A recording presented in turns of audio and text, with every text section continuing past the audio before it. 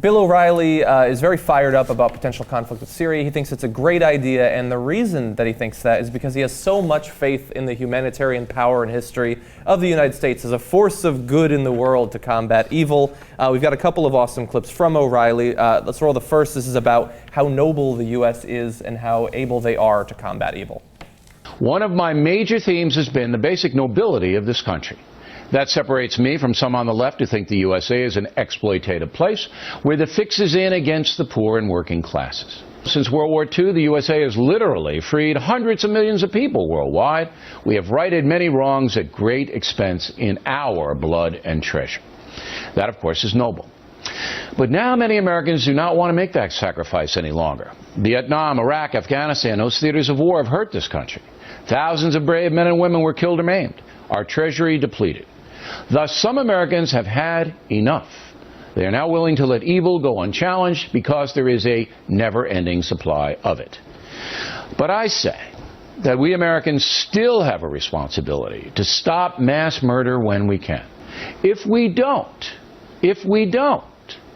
we will slowly lose the nobility that was gained by past sacrifice. Unfortunately, in this world, justice can be imposed by one people only. Us. All right, Jimmy Dore, let him have it. You know, it's funny that he says, you know, we're the only ones who can, again, what I've been saying, it's just the same thing I've been saying, you know, we're also war criminals. He ignores, yes, we do good things. We also do horrible things. He just ignores all of that. And he goes, well, because of Vietnam, Afghanistan, and Iraq, what that, two completely illegal wars. Vietnam started on a lie, Gulf of Tonkin, and then also we all know about Iraq. So he just flushed those up. We killed 1 million people in Iraq. Yeah. But the nobility, we might lose it now if we don't keep killing some motherfuckers. It doesn't make any sense. It's funny. To me, the great irony of that statement is, it's like, well, the American people are tired because of the terrible wars of Vietnam, Iraq, etc.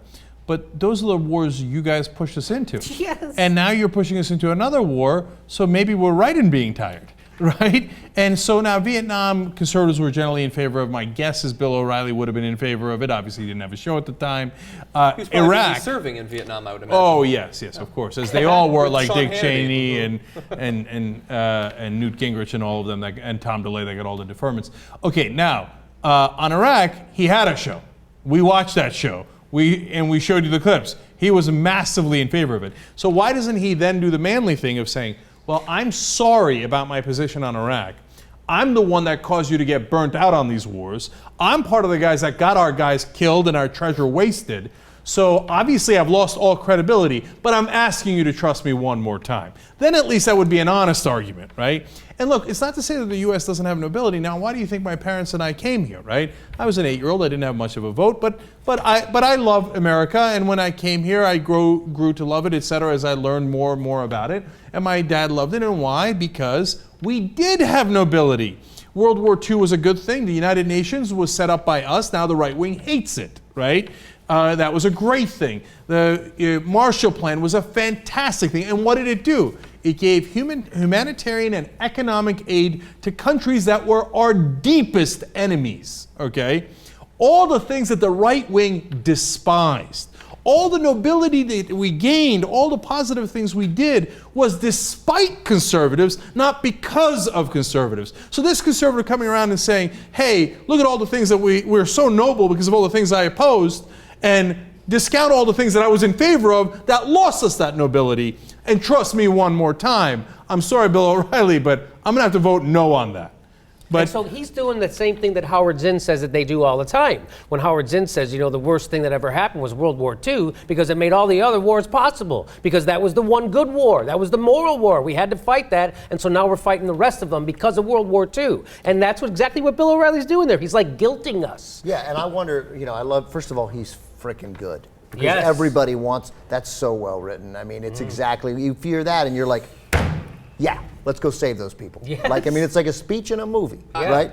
I would really fast argue it might have been well written. I don't think anyone could have delivered that worse than he did.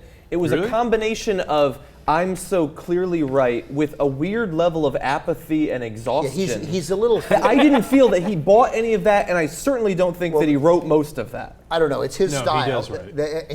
He writes the talking points memo. Okay, that's fine. I've read But he was reading it like he didn't like it. I read a book from The Mole, or I read excerpts from that book, who was no fan of Bill O'Reilly. Who said he And wrote he not only, he doesn't write it. It's actually a little amazing, to be fair to him, right?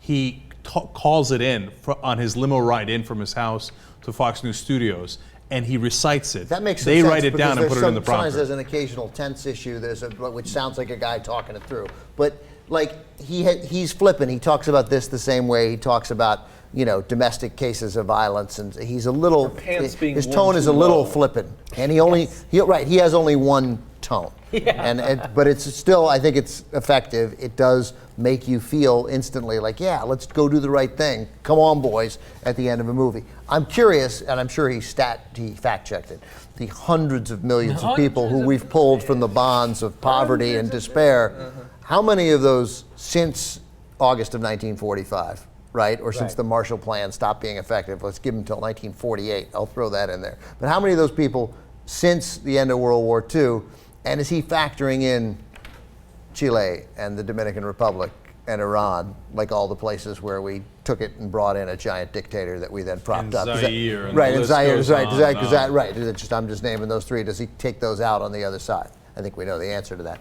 But totally interesting. I mean, you get why. Like that guy, if I live in a world where what you say doesn't matter, but how you say it means everything, and whether you'll get an audience, I'd see that thing and I'd go, put that guy on TV, people will watch him. So I'm in between you guys. I think it certainly rallies his audience, yes, and it reminds me of a movie. But what O'Reilly is doing is he fancies himself Patton in the movie, and so he's giving like a weaker, a funnier version. Like he doesn't realize it's funny, but like it's almost like a parody of Patton. Because that's how he sees himself, and he's going, all right now, boys, smoke them if you got them, okay? We're the good guys, and we're gonna give him nobility and stuff. Except he just spoke it over the phone on the limo ride in. Right? Okay. And by the way, the Mole said one other thing on the fact-checking point that you guys brought up. He would not allow anybody to fact-check him. Right. If they fact-checked him and showed that he was wrong, he'd get mad and he'd double down. He said, that's ridiculous, I already know it. And he'd go on the air the next night, make that same exact mistake.